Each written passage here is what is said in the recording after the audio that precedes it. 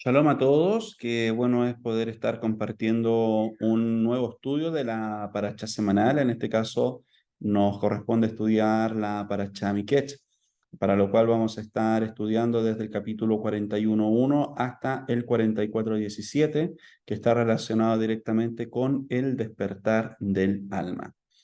Por lo tanto, vamos a ir al versículo 41:15 que nos dice, y le dijo Faraón a Joseph, soñé un sueño, pero nadie logra interpretarlo. Ahora oí decir sobre ti que comprendes la naturaleza del sueño para interpretarlo.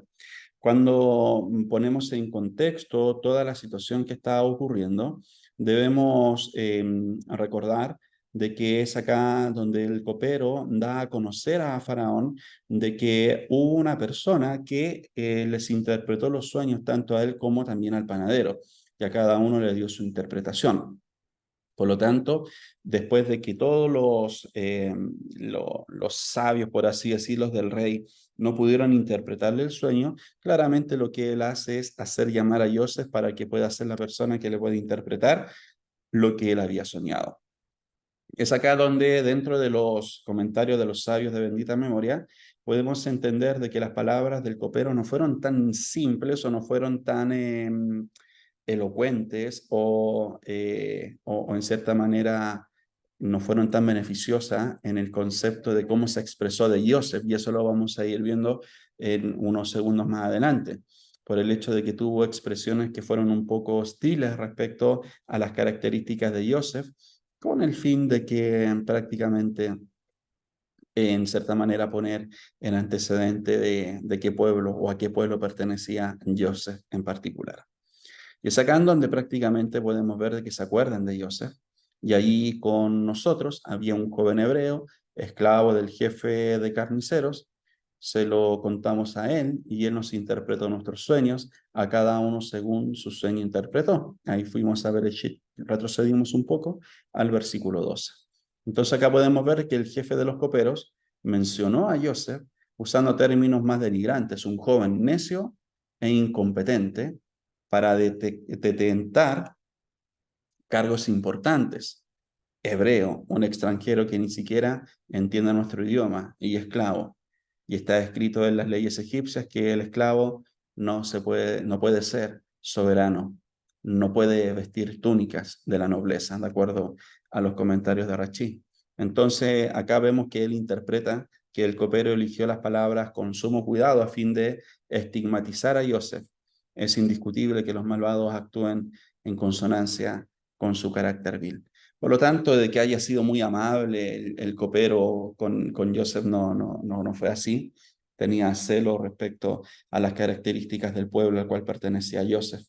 Por lo tanto, en cierta manera quiso generar un prejuicio con el fin de que claramente tuvieran una actitud o una conducta, en particular con Joseph, al momento en que se presentara delante de Faraón.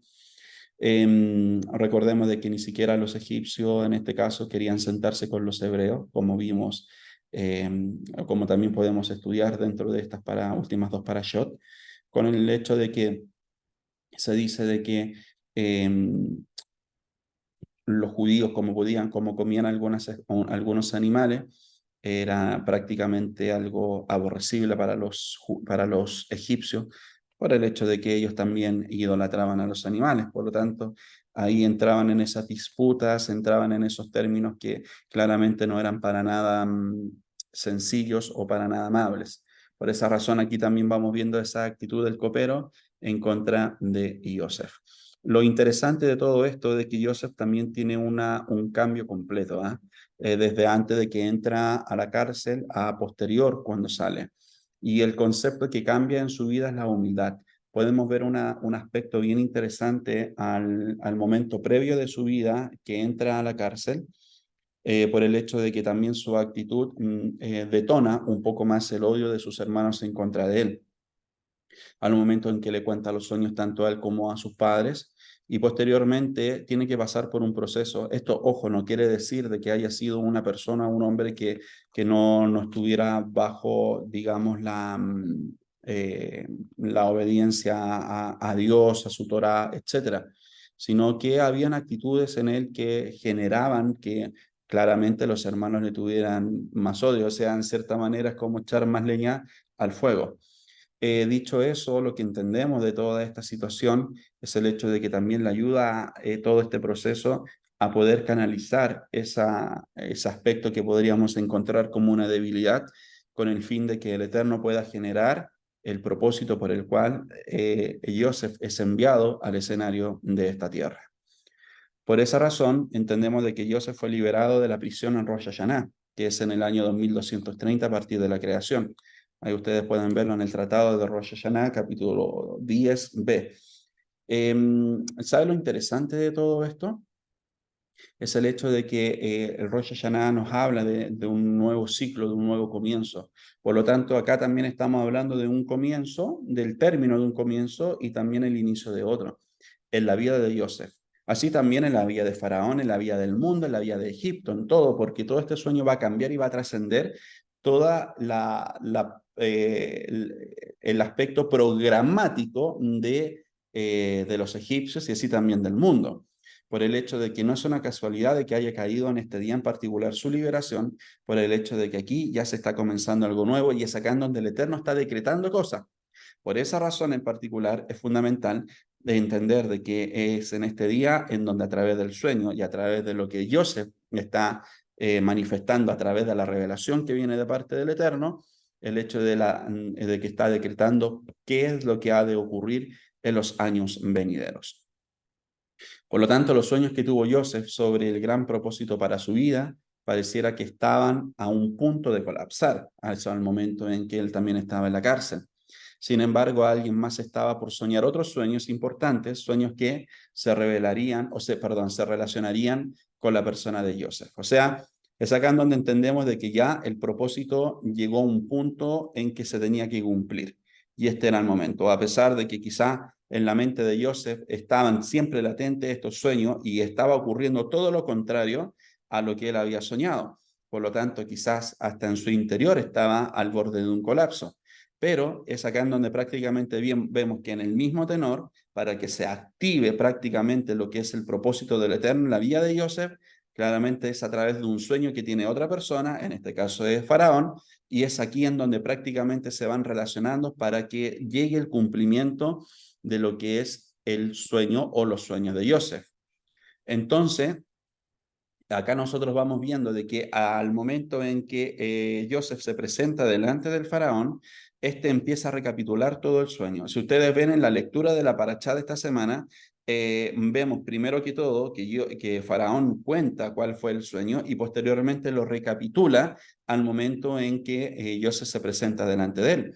Pero aquí hay algunas cosas que cambian. Prácticamente tienen un tenor y un significado del por qué lo hacen, pero también hay algunos escritores y algunos sabios de bendita memoria que dicen de que esto no tiene ninguna relación con nada, de que él haya omitido o haya cambiado cosas. En el caso de Faraón, al momento en que recapitula el sueño de Joseph. Pero sí también hay algunos comentaristas más contemporáneos de que dicen que sí tiene relación y es ahí en esa base en donde nosotros nos vamos a posicionar para poder dar algunas interpretaciones respecto al por qué el faraón cambió un poco, modificó y omitió alguna información respecto al sueño. Entonces Faraón ante Joseph recapitula el sueño con variaciones, omisiones y discrepancias. Tanto el Radak, el Rambam y Ibn Ezra no le atribuyen ninguna significancia a tales cambios. Por su parte, la literatura del Midrash y muchos comentaristas ofrecen más explicaciones. Y el Amek Dabar observa acerca de este pasaje que, por cuanto habría bastado con que la Torá afirmara simplemente que el faraón le repitió sus sueños a Joseph, el hecho mismo de que estos fueran repetidos con lujo y detalle tiene que tomarse como un claro indicio de que cada variación resulta significativa. Y es acá en donde prácticamente tenemos que entender, basado también en los Midrashim, de que los mismos sueños que tuvo Faraón son los sueños que tuvo Joseph. Le fueron revelados de la forma idéntica los sueños a Joseph. Por esa razón, Joseph se daba cuenta prácticamente si el sueño que estaba comentando Faraón era correcto o tenía algún grado de variación. Por eso es acá en donde, de acuerdo al Midrash Tanhumá, el faraón dio una versión modificada del sueño a fin de confundir y someter a prueba a Joseph. pero este lo corrigió cada vez hasta que él, atónito Faraón, exclamó: ¿acaso te ocultaste detrás de mí para escucharme mientras soñaba? Y es acá en donde prácticamente vamos viendo un nivel de elevación superior, un nivel de elevación que estaba sobre la media, por el hecho de que ninguno de los sabios que tenía Faraón se pudo acercar prácticamente a la revelación que el Eterno le dio a través de Joseph. Por esa razón es acá en donde tiene esta exclamación: ¿acaso te ocultaste detrás de mí para escucharme mientras soñaba? Por el hecho de que estaba dándole con lujo y detalle lo que estaba pasando. Y Joseph se daba cuenta cuando había una variación en todo esto. Por lo tanto, la porción que estamos estudiando el día de hoy nos ocupa e inicia con la expresión al final, haciendo alusión a que algo iba a terminar a partir de la interpretación de Joseph sobre los sueños de Faraón. O sea, termina un periodo para Joseph, comienza otro. Y así también comienza un periodo para el Faraón, para Egipto y para el mundo entero. Por esa razón recalcamos que era clave de que esto fuera revelado en un Rosh Hashanah. Ciertos sueños nos revelarán la luz necesaria para darle fin a algo negativo, como en el caso de Joseph. Esa proyección de luz hará que se disipen las tinieblas. En otras palabras, la luz revela lo que está oculto, lo que está en secreto. La luz no pelea con las tinieblas, y eso es fundamental. Simplemente las tinieblas terminan su labor cuando se proyecta la luz. En el cuarto oscuro es el proceso de lo que la luz revelará. Acá la luz no pierde el tiempo, por así decirlo, luchando con las tinieblas. Al momento en que la luz es revelada, las tinieblas automáticamente tienen que retroceder. No les queda otra opción. Por esa razón es acá en donde estamos viendo de que existe una luz al momento en que es interpretado el sueño. Y esa luz ha de generar de que toda duda se disipe y que puedan tener claridad de lo que ha de ocurrir. Por esa razón, las tinieblas tienen autoridad solamente o influencia solamente hasta que la luz se proyecta. Si no hay una luz que se proyecte, claramente van a tener influencia. Por eso es fundamental de que la luz de la Torah, la luz del Mashiach, esté en la vida de cada uno de nosotros para que en ningún área exista ese grado de tinieblas y de oscuridad. La palabra luz en hebreo es or, cuyo valor numérico es 207. De igual manera, la palabra para secreto en el hebreo es ras. Tiene exactamente el mismo valor, que es de 207. Además de esto, la parashá que estamos tratando tiene 146 versos. Por su parte, la palabra alum, que significa oculto, tiene un valor en la gematría de 146. Por lo tanto, es aquí en donde prácticamente vamos viendo toda esta composición basada en la gematría de lo que hemos estado hablando anteriormente. Y si nos vamos prácticamente a lo que nos dice el misticismo judío relacionado con toda esta parashá, podemos ver de que si el principio de la vida está representado por la salida del vientre materno, el final lo está por la entrada en la tumba, en la tierra. Si nos fijamos, veremos que las dos letras que componen la palabra Ket, al final, se dirigen hacia abajo y aparecen hundirse y parecen hundirse en la tierra, en la tumba. Ahí ustedes lo pueden ver en la pantalla. Y si Ket es el final, el principio era Bereshit. Y los cabalistas nos han enseñado que ambas parashot están compuestas por exactamente 146 versículos. El protector vientre materno lo podemos apreciar en la forma redondeada de la letra Sameh, de una raíz que significa sostener, proteger. Y la tumba en la letra Pei o Fei Sofit, que también aparece hundirse en la tierra. Por lo tanto, es acá en donde prácticamente, basado en las letras hebreas, podemos entender el significado de como tal, lo que se interpreta netamente del principio y así también respecto al final. Todo esto lo entendemos como una luz, una claridad respecto a lo que Joseph tenía que ser en el escenario de esta tierra. Y es ahí en donde prácticamente tendría que traer la revelación, tenía que traer la luz de los mundos superiores a estos mundos inferiores, por la revelación del sueño. Y es ahí en donde prácticamente todo el destino de la humanidad cambia por una revelación. Por lo tanto, la misión de Joseph prácticamente, si lo entendemos en el nivel Sot, en el nivel de los secretos, Yosef representa esa emanación del Yosef, que es un fundamento. En ella radica las bendiciones que llegan hasta la tierra. Yosef es el alma exiliada que baja a Egipto, es decir, al mundo físico, a realizar un trabajo. Pero ¿cuál era su misión? Otorgar la buena provisión de los mundos superiores. O sea, a través de la revelación lo que está trayendo es toda esa provisión que los mundos inferiores, que es el escenario de esta tierra, necesitan. Y al momento en que Dios se interpreta los sueños de Faraón, podemos ver con atención que se trata de un excelente equilibrio entre nuestro cuerpo y nuestra alma, en donde se proporciona lo que hay en los mundos superiores a los inferiores. Por lo tanto, el trabajo del alma es entender su potencial de acuerdo a la herramienta que se le ha otorgado, que es su cuerpo.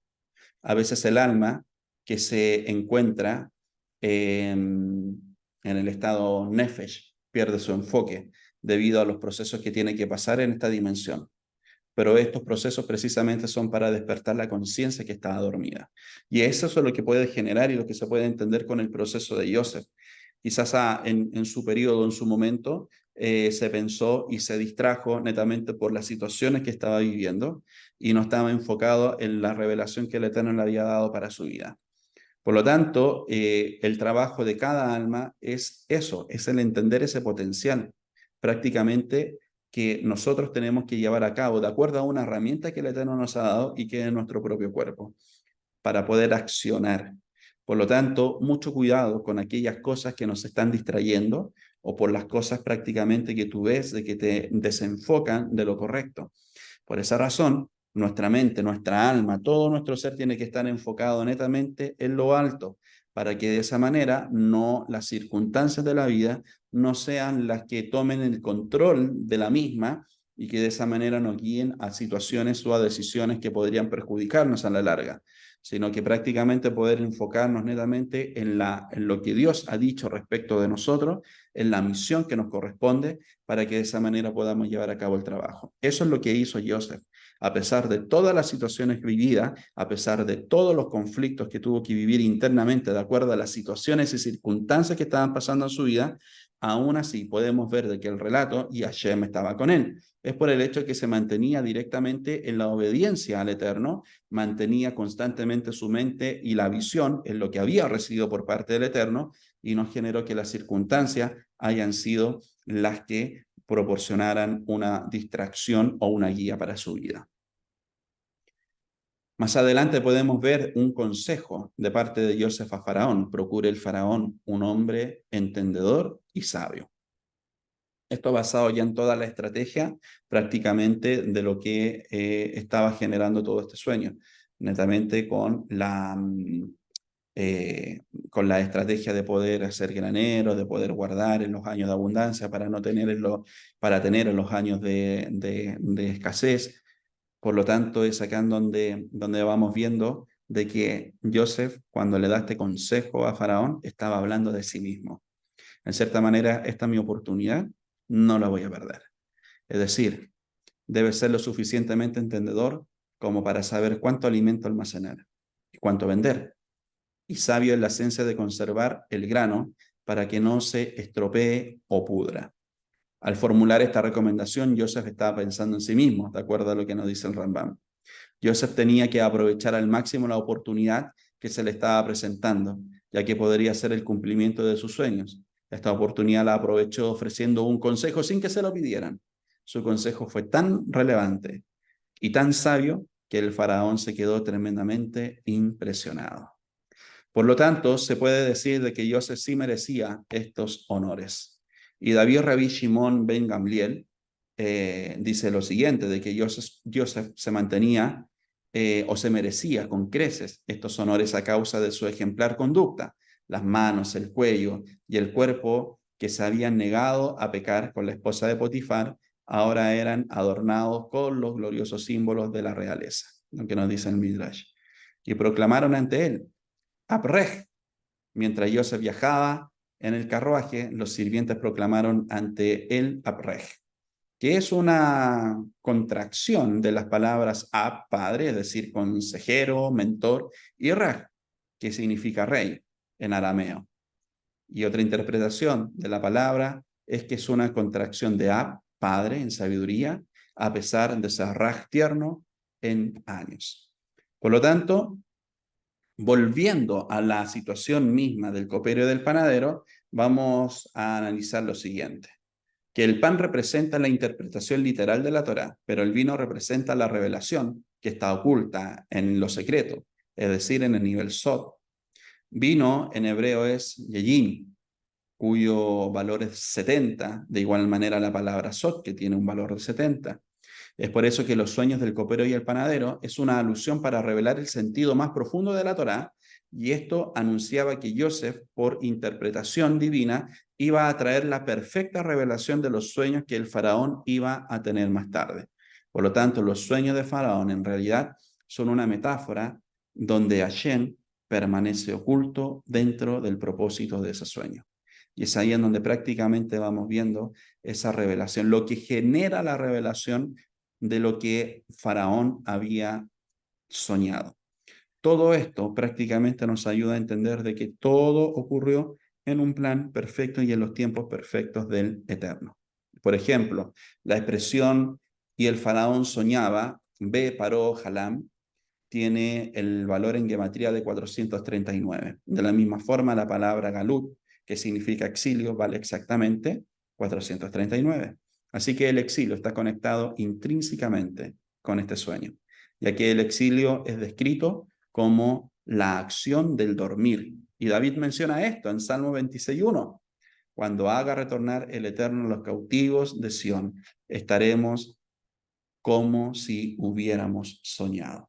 Por lo tanto, es acá en donde viene un despertar con la revelación de Yosef, de Dios en la vida de Yosef, viene un despertar de todo esto. Por lo tanto, está muy a la mano lo que es el exilio y lo que es la redención. Ya entendimos que el exilio es dormir y despertar es la redención. Y el alma está atrapada en la clipada de la citra ajarrá. No sabe que duerme. La ha aletargado el lado oscuro de lo físico. Ella necesita despertar de ese exilio para que tome conciencia y salga de su cautiverio. En otras palabras, es cuando el jinete ha tomado las riendas de su caballo, ahora él lleva la dirección. Lo contrario es vivir en el exilio. Por lo tanto, la interpretación que Joseph dio sobre los sueños de Faraón fue tan impactante para el propio Faraón que impresionado exclamó, preguntándole a sus sirvientes, basado en Génesis 41:38, ¿se puede encontrar un hombre con este en quien mora el espíritu de Hashem? Por lo tanto, es acá donde entendemos de que la gematría de Miquet, el faraón percibió que Joseph, primero que todo, estaba lleno del Ruach HaKodesh, del espíritu de santidad. Y la frase en el texto original nos dice, Animtzah, Kaseh, Ish, Asher Ruach Elohim Bo. La suma de los valores numéricos de las iniciales de esta frase es igual a 230. El nombre que lleva nuestra parachá el día de hoy, que es Miquet, tiene exactamente el mismo valor numérico que 230. Así que esta porción nos demuestra intrínsecamente que Hashem mismo se va a manifestar en el significado de esos sueños, dándole a Yosef el poder de la revelación, basado en lo que nos dice Oscar Jiménez Cles. Por lo tanto, es acá en donde prácticamente vamos viendo un aspecto profético, pero enorme en esta parachá, y sin duda alguna la importancia de la revelación. Y para que exista revelación, la persona tiene que estar alineada completamente al Eterno, a su Torá y así también al Mesías. Por lo tanto, que toda esta enseñanza nos ayude a cada uno de nosotros a poder entender y a poder comprender lo importante que es tener una vida en santidad. Que el Eterno les bendiga a cada uno de ustedes y que puedan tener un hermoso Shabbat junto a sus familias y sus comunidades. Shabbat Shalom a todos.